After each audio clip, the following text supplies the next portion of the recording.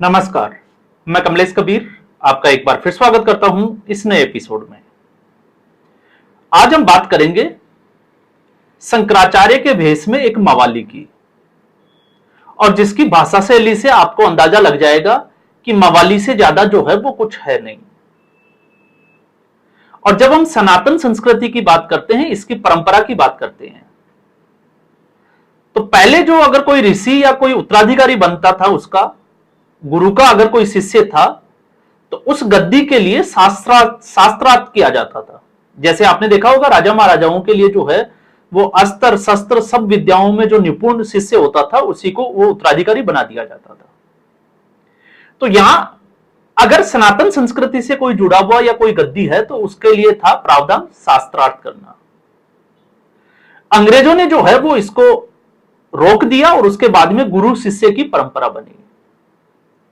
जो गुरु का, जिसको आप कहें कि परम शिष्य होगा, ज्यादा करीब होगा, वही उसका उत्तराधिकारी बनेगा। तो यह परंपरा अंग्रेजों के द्वारा चलाई गई। लेकिन इस परंपरा से हुआ क्या? इस परंपरा से जिस तरीके से आरक्षण टैलेंट को खा गया, इस देश को खोखला कर रहा है, ठीक ऐसे ही यह परंपरा सनातन संस्कृति को खोखला करती जा रही है। मान लीजिए किसी गुरु के अगर 10 शिष्य हैं, 50 शिष्य हैं, तो अगर कोई उसमें योग्य है तो उनके बीच में ज्ञान के लिए शास्त्रार्थ जरूरी है, और फिर उसके बाद में एक नतीजे पर पहुंचना चाहिए कि इस उत्तराधिकारी पद जो है उसके लिए काबिल कौन है, कौन इस संस्कृति को आगे बढ़ा सकता है।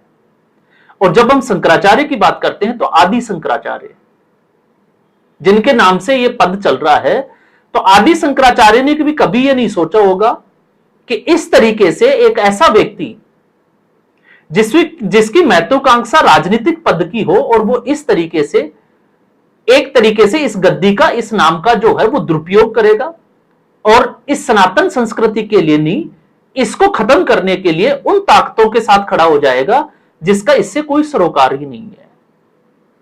आप याद करिए, आदि शंकराचार्य ने 4 मठों की स्थापना की थी।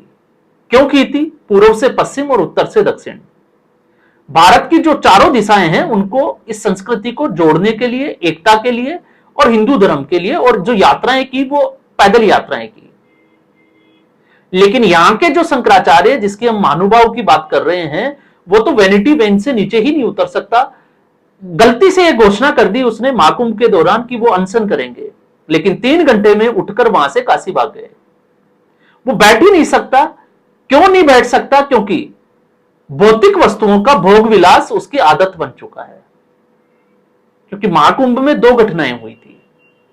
एक दूसरे शंकराचार्य भी आए थे जो व्हील चेयर से, मौनी अमावस्या को जो व्हील चेयर से गए थे नहाने के लिए, और एक ये महानुभाव भी थे जो अपनी पालकी और पालकी से नीचे उतरने का कोई नाम भी नहीं ले रहे थे। जिस महाकुंभ के लिए 60 करोड़ से ज्यादा आबादी देश से ही नहीं विदेशों से भी आई हो, उस महाकुंभ में पल भर में कुछ ऐसी घटनाएं जिससे कि सनातन संस्कृति को बदनाम किया जा सके, और उन सबके पीछे का मास्टरमाइंड सिर्फ और सिर्फ एक ही है, वो है अभिमुक्तेश्वरानंद। आप उमाशंकर पांडे कहिए चाहे अभिमुक्तेश्वरानंद कहिए, इससे कोई ज्यादा जो है वो फर्क पड़ने वाला नहीं है। तो असल में आप शंकराचार्य काल में ये उससे भी अब 2 कदम आगे बढ़ चुका है। आप फिल्मों की अगर जब कोई व्यक्ति देखता है, और अगर आज से 20 साल या 25 साल पहले अगर वो फिल्में देखता था, क्योंकि आज की जनरेशन तो शायद वो फिल्में नहीं देखी होगी, या देखते भी होंगे तो उतना पता नहीं होगा, अमरीश पुरी, जिसके नाम से ही जो है वो बच्चे रात को डर जाते थे। तो अमरीश पुरी रियल लाइफ में बड़े अच्छे इंसान थे, लेकिन रियल लाइफ जो उनकी थी, और जब भी कोई विलेन साधु के रूप में होता था, तो ज्यादातर फिल्मों में अमरीश पुरी को ही वो रोल दिया जाता था। इसलिए मैंने कहा कि रियल लाइफ का अमरीश पुरी आज असल जीवन में हम लोग उसको देख रहे हैं। और मैं ये क्यों कह रहा हूं?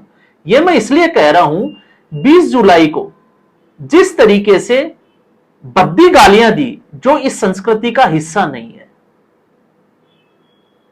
आप अगर देख चुके हो, क्योंकि आप अगर सोशल मीडिया से जुड़े हुए हो, राजनीति में अगर आपकी रुचि है, तो आपको सब पता है, किसी को कुछ कहने की जरूरत नहीं है। आज की जिस जनरेशन को जेनजी कहा जाता है उसने उस भाषा का इस्तेमाल किया, पुलिस पर पथराव किया। उसमें लगभग जो है वो 2800 से ज्यादा जो है वो गुंडे घुस गए, अपराधी कैटेगरी के जो लोग थे वो घुस गए, जिसमें बलात्कारी भी थे और मर्डरर भी थे। और दूसरी तरफ इस वीडियो में हम ये बात क्यों कर रहे हैं, क्योंकि अमन चोपड़ा, चाहे वो फारूक अब्दुल्ला हो, हामिद अंसारी हो, और अब ये तीसरा पॉडकास्ट,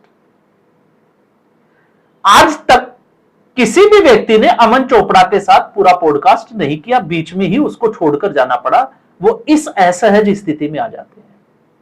आप दोनों पॉडकास्ट आप उठाकर देखिए, ये पॉडकास्ट आया नहीं है, ये पॉडकास्ट कल आने वाला है।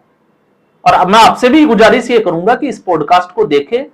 इसमें सीधा सा एक सिंपल सा क्वेश्चन है कि क्या पथराव जो किया इस जेनजी ने वो ठीक था? बस उसका समर्थन कर बैठा हमारा शंकराचार्य, तो नहीं कहेंगे, लेकिन एक मवाली टाइप का जो गुंडा है वो इस भेष में जो घूम रहा है। अब इससे इस व्यक्ति की सोच का आप अंदाजा लगा सकते हैं।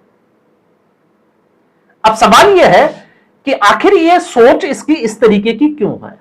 हमें इस पे भी जो है वो चर्चा करनी चाहिए, क्योंकि कुछ लोगों को लगता है कि शंकराचार्य की पदवी है, हमें उसके लिए इस भाषा का इस्तेमाल नहीं करना चाहिए। हम शंकराचार्य और उस पद का सम्मान करते हैं, उसके लिए कभी भी जो है वो हम इस भाषा का इस्तेमाल नहीं कर सकते, लेकिन इस व्यक्ति के लिए क्या बोलोगे? और जब इतिहास की बात करते हैं तो फैक्ट्स ये है कि 1952 में ज्योतिर्मठ के जो शंकराचार्य थे ब्रह्मानंद, उन्होंने एक वसीयत लिखी थी 18 दिसंबर 1952 को, और उस वसीयत में यह लिखा हुआ था कि उनके उत्तराधिकारी के रूप में रामजी त्रिपाठी जो पहले उत्तराधिकारी होंगे, उसके बाद में द्वारिका प्रसाद होंगे, द्वारिका प्रसाद के बाद में विष्णु देवानंद, और विष्णु देवानंद के बाद में परमानंद सरस्वती।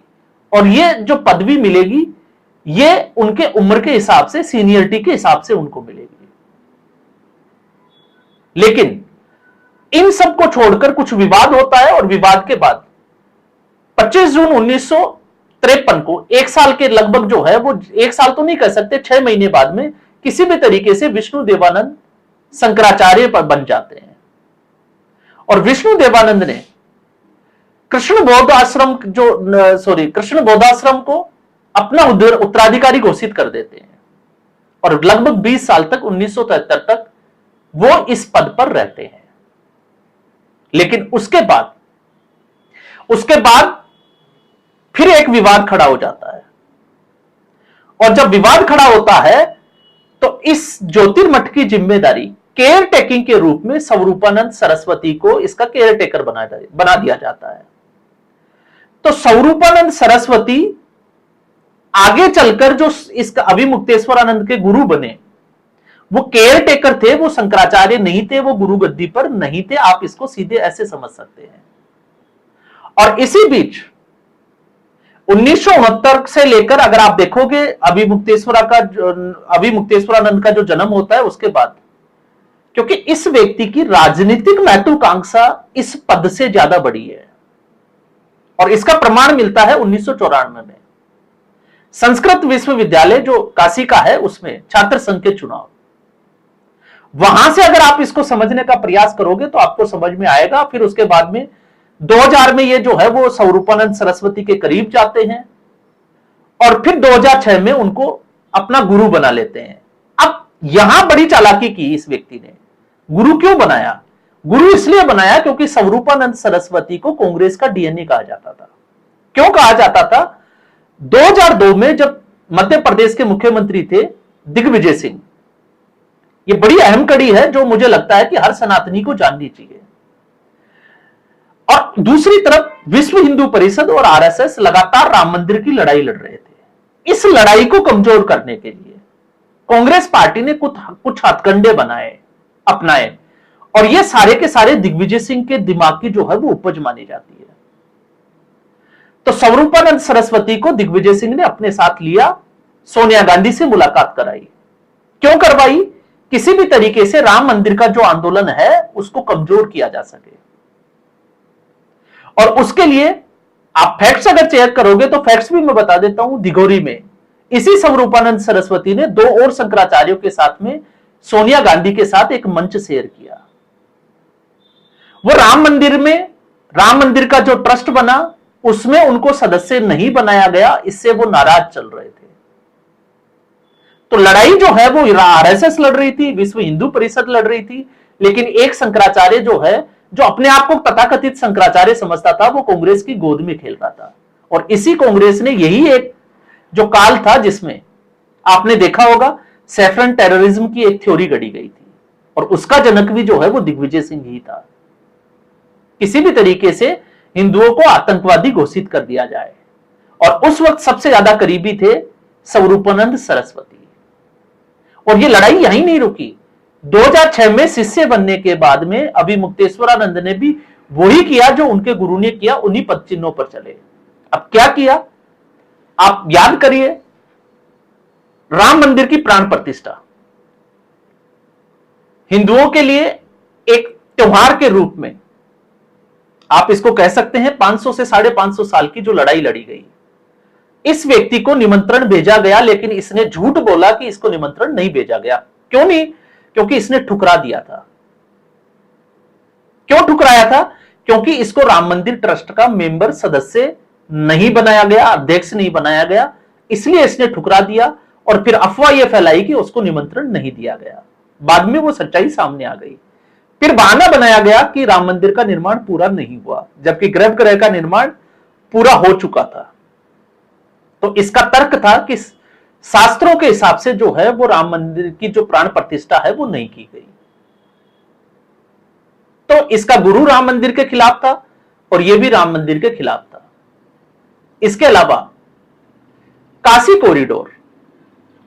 कॉरिडोर को लेकर यह धरने पर बैठ गया था काशी में, सड़क के ऊपर।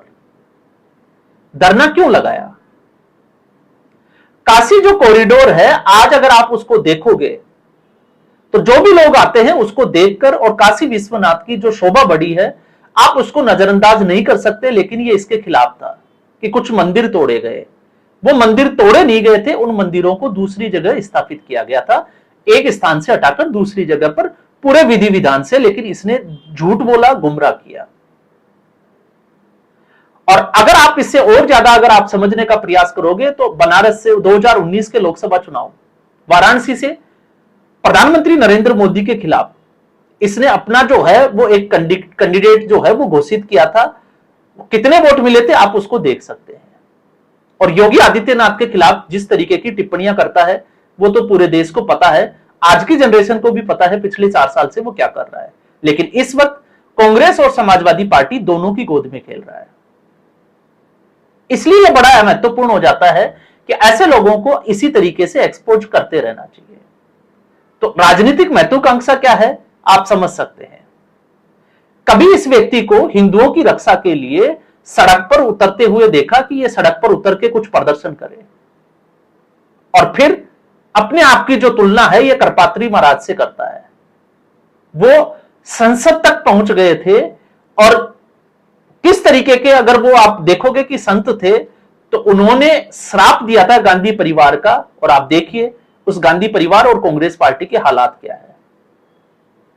और एक ये है जिसकी सभा में जो है वो 50 लोग नहीं आते, लेकिन इसको अहंकार है कि इससे बड़ा ज्ञानी कोई इस दुनिया में नहीं है। और इसको लगता है कि सनातन का जो है इस वक्त ये भगवान है, लेकिन ऐसा नहीं है। इसने सनातन के लिए किया क्या है? अगर योगी आदित्यनाथ से ये तुलना करता है आज की स्थिति में, भले ही जो है वो भारतीय जनता पार्टी के समर्थक जो है वो भारतीय जनता पार्टी से नाराज हो, कुछ कारणों से, वो सारे कारण हम हर वीडियो में जो है वो डिस्कस कर लेते हैं।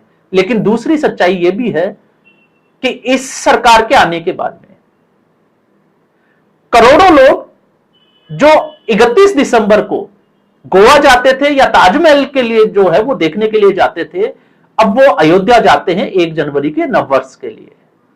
यह बदलाव जो है वो देखने को मिला है। आज सनातन की चर्चा हो रही है, और अब सारे राजनीतिक दल जो है वो हिंदुओं को खुश करने के लिए लगे हुए हैं। उसके प्रमाण आप लोग जो है वो लगातार देख ही रहे हो। तो क्या बदला आप उसको नजरअंदाज नहीं कर सकते। लेकिन समय समय पर ऐसे जयचंद जो है वो पैदा होते रहते हैं, और यही जयचंद जो है वो इस संस्कृति का भट्ठा बिठा रहे हैं। तो ऐसे लोगों से मुझे लगता है कि सावधान रहने की जरूरत है, क्योंकि अक्सर कहा जाता है अगर आप भेष नहीं, किसी व्यक्ति का आप जो है कैसे कपड़े पहने हैं वो नहीं देखने, उसका देखना है तो ज्ञान देखना है कि उसमें क्या ज्ञान है और वो समाज के लिए क्या कर रहा है। अगर लगता है कि समाज के लिए अच्छा कर रहा है और वो ज्ञानी है, तो आपको उसका आशीर्वाद लेने की जरूरत है, पैर छूने की जरूरत है। नहीं तो ऐसे लोगों को पैर छूना और आशीर्वाद लेना तो बहुत दूर की बात है, इन लोगों के आसपास भी नहीं जाना चाहिए। तो आज के एपिसोड में बस इतना ही। उम्मीद करूंगा वीडियो एपिसोड आपको पसंद आया होगा। वीडियो को लाइक करें, शेयर करें, चैनल जरूर सब्सक्राइब करें। धन्यवाद।